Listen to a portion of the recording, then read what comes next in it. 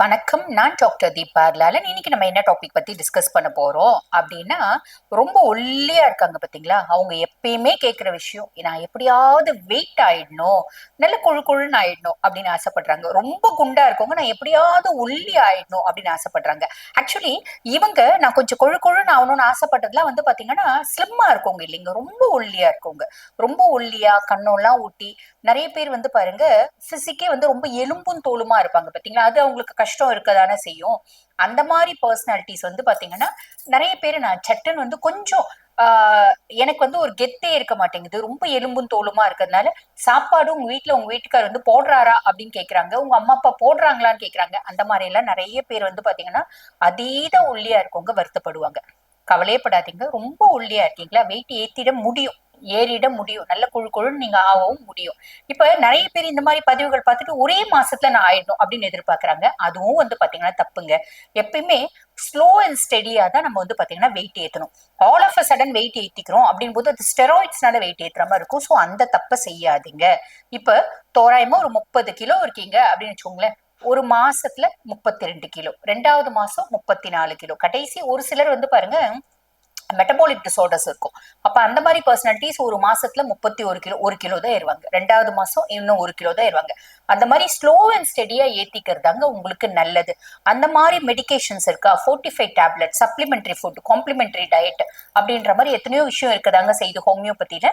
Beyond that அவங்களுக்கு இப்ப எங்க கிட்ட கிளினிக்கல் பிராக்டிஸ்ல பேஷண்ட்ஸ் வருவாங்க பாத்தீங்களா, அவங்களுக்கு மருந்தும் கொடுப்போம், கூட உணவு முறைகளும் கொடுப்போம். அவங்களுக்கு என்ன மாதிரி உணவு முறைகள் டயட் நான் சொல்லுவேன், அதை உங்ககிட்ட பகிர விருப்பப்படுறேன். ஃபர்ஸ்ட் விஷயம் என்ன அப்படின்னா, காலையில எந்திரிச்ச உடனே ஃபர்ஸ்ட் நம்ம மார்னிங் பிரேக்ஃபாஸ்ட் பாத்தீங்களா, காலையில எந்திரிச்ச உடனே கொஞ்சம் தண்ணி குடிங்க, நம்மளோட காலை கடன்களை முடிச்சிடணும். அதுக்கப்புறம் வந்து பாருங்க, மார்னிங் பிரேக்ஃபாஸ்ட் அப்படின்னு அவங்களுக்கு நாங்க சொல்றது என்ன அப்படின்னா, பழைய சாதம்.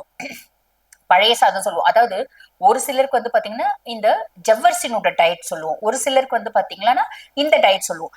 ஒரு 4-5 குரூப் ஆஃப் டயட்ஸ் வச்சிருக்கோங்க இந்த மாதிரி வெயிட் வந்து ஏத்திக்கணும் அப்படின்னு விருப்பப்படுறவங்களுக்கு. அதுல ஒரு சார்ட் வந்து நான் இப்போ உங்ககிட்ட பகிர்றேன். நான் ஆல்ரெடி 2-3 சார்ட் பகிர்ந்திருப்பேன், பட் பியாண்ட் தட் இப்ப இந்த சார்ட்டையும் பகிர்றேன். அது என்ன அப்படின்னா, காலையில எந்திரிச்ச உடனே பழைய சாதங்க.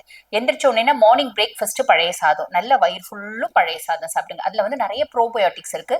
குடலனோட நல்லது செய்யக்கூடிய கிருமிகளை அதிகப்படுத்துது, என்ஹான்ஸ் பண்ணுது, குடலினோட ஆரோக்கியத்தை அதிகப்படுத்துது. ஃபர்ஸ்ட் இவங்களுக்கு குடலினோட ஆரோக்கியம் அப்படின்றது அதிகமாகணும். அதுக்கு மார்னிங் பிரேக்ஃபாஸ்ட் இவங்க வந்து பாத்தீங்கன்னா பழைய சாதம். எங்களுக்கு பழைய சாதம் ஒத்துக்காதுங்க, தலைவலி வரும் அப்படின்னா, பழைய சாதம் ரொம்ப ஈரம் கிடையாதுங்க. பழைய சாதத்தோட நம்ம தயிர் ஊத்திக்கிறோம், சின்ன வெங்காயம் போட்டுக்கிறோம் அப்படின்னா ஈரம். உங்களுக்கு ரொம்ப ஈரம் ஆகும் அப்படின்னா இந்த தயிரை நீங்க கட் பண்ணிடுங்க, சின்ன வெங்காயத்தை கட் பண்ணிடுங்க, பழைய சாதம் கொஞ்சம் உப்பு போட்டு, எதுவுமே போட்டுக்க வேண்டாம், அந்த நீஸ் தண்ணி ஊத்தி அது கூட வந்து பாத்தீங்கன்னா புதினா சட்னி இல்ல கொத்தமல்லி சட்னி இந்த மாதிரி, இல்ல வேர்க்கடலை துவையல் அந்த மாதிரி வச்சு சாப்பிடுங்க. மார்னிங் பிரேக்ஃபாஸ்ட் அதுங்க. மதியம் வந்து பாத்தீங்கன்னா கம்பல்சரி ஒரு முட்டை எடுத்துக்கோங்க.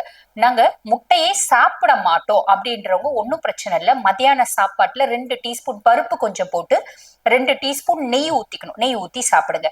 அதே மாதிரி பாத்தீங்கன்னா ஈவினிங் நம்ம ஒரு 2 பிரெட் ஸ்லைஸ்னாலும் சாப்பிடுங்க. அந்த பிரெட் ஸ்லைஸோட கூட வந்து பாத்தீங்கன்னா பீனட் பட்டர், அந்த வேர்க்கடலையில பட்டர் செய்யறாங்க பாத்தீங்களா, அது நம்ம செஞ்சுக்கலாம். இந்த பீனட் பட்டர் நாங்க கடையில வாங்குறோங்க, கடையில வாங்குறதை விட ஆரோக்கியமா நீங்க வீட்லயே செஞ்சுக்கலாம்.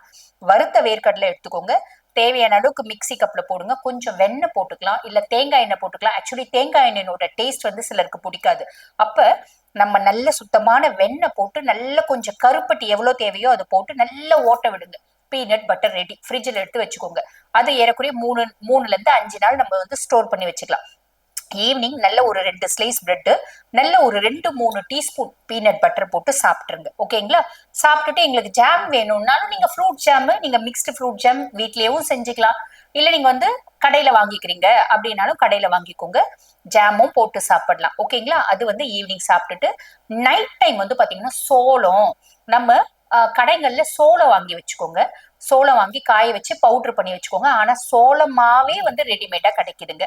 ஓகேங்களா? சோள மாவு, மல்டிகிரெயின் மாவு இந்த மாதிரி கிடைக்குது.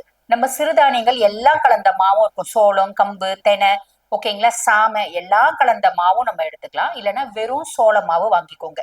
வாங்கிட்டு அந்த சோள மாவோட கூட என்ன பண்ணுங்க, பயிர் இருக்கு பாத்தீங்களா, பச்சை பயிர், அதை காய வச்சு பொடி பண்ணி வச்சுக்கோங்க, பவுடர் பண்ணி வச்சுக்கோங்க. சோள மாவு கொஞ்சம் பச்சை பயிறு மாவு கலந்து தோசை ஊத்தி சாப்பிடுங்க. அந்த தோசைக்கு நீங்க என்ன சட்னினாலும் சாப்பிடுங்க. அது வந்து பாருங்க, ஒண்ணு ஒடச்சக்கடலை சட்னியா இருக்கலாம், வேர்க்கடலை சட்னியா இருக்கலாம், உங்களுக்கு எது பிடிக்குதோ அது இது சாப்பிடுங்க. அதே மாதிரி அந்த தோசைக்கும் நெய்யும் எடுத்துக்கலாம். நீங்க வந்து பாருங்க, கடலை எண்ணெயும் எடுத்துக்கலாம். எண்ணெய் நீங்க யூஸ் பண்றீங்களோ யூஸ் பண்ணிக்கோங்க. தண்ணி ஒரு நாளைக்கு 3 லிட்டர் தண்ணி குடிங்க. சிம்பிள்ங்க. இது நடுவுல வந்து பாருங்க, 11 மணிக்கு நம்ம என்ன பண்ணலாம் அப்படின்னா, ஒரு வாழைப்பழம், இப்ப பெரிய ரஸ்தாளி வாழைப்பழம்னா ஒரு வாழைப்பழம் எடுத்துக்கலாம். சிம்பிளான விஷயங்க. இந்த மாதிரி நாங்க எவ்வளவு நாள் ஃபாலோ பண்ணாங்க எங்களுக்கு நல்ல ரிசல்ட் தெரியும் அப்படின்னா, கரெக்டா 2 வாரம் 14 நாள் ஃபாலோ பண்ணுங்க. 14 நாள்ல சாலிடா வந்து பாத்தீங்கன்னா 1 to 1.5 கிலோ ஏறுவீங்க. நீங்க இதை கரெக்டா வந்து ட்ரை பண்ணி பாருங்களேன். அதே மாதிரி ஒரு முறை சாப்பிட்ட பின்னாடியும் 1 டீஸ்பூன் சீரகம், நீங்க வந்து சீரக மிட்டாய் கடையில வாங்கி வச்சுக்கோங்க. சோம்பு இருக்கு பாத்தீங்களா, சோம்பு எடுத்துட்டு சோம்போட சீரக மிட்டாய் கலந்து வச்சுக்கோங்க. ஒவ்வொரு முறை நீங்க சாப்பிட்ட பின்னாடியும் 1 டீஸ்பூன் சீரக மிட்டாய் கலந்த அந்த சோம்பு வந்து 1 டீஸ்பூன் போட்டு நல்லா மென்னு சாப்பிடுங்க. இது எதுக்கு அப்படின்னா, நம்மளுக்கு டைஜஷன் நல்லா வரும். இந்த டைஜஷன் இம்பேர்மெண்ட் ஏதாவது இருக்குன்னா அது வந்து செட்டில் ஆகும். இன்னொன்னு வந்து பாருங்க, மெட்டபாலிசத்தை கொஞ்சம் அதிகப்படுத்தும். இப்ப நம்ம வந்து இந்த தாபாலாம் போனீங்கன்னா சோம்பு வந்து பாகுல போட்டு வச்சிருப்பால, அந்த மாதிரியும் வாங்கி நீங்க சாப்பிட்டுக்கலாம்.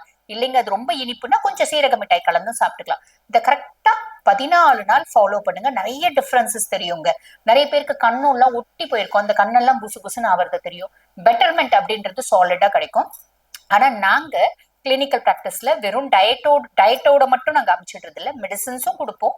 நான் முன்ன சொன்ன மாதிரி சப்ளிமெண்டரி டயட், காம்ப்ளிமெண்டரி ஃபுட், அந்த மாதிரி சத்து மாத்திரைகளும் கொடுப்போம். பட் பதிவை பாக்குறவங்க முடியும்னா சத்து மாத்திரை சாப்பிடலாம், இல்லைன்னா இதை மட்டும் ஃபாலோ பண்ணிக்கலாம். ஓகேங்களா? ஆக இந்த பதிவு உங்களுக்கு பயனுள்ளதா இருக்கும்னு நினைக்கிறேன். இதே மாதிரி இன்னொரு பதிவுல உங்களை சந்திக்கிறேன். தேங்க்யூ.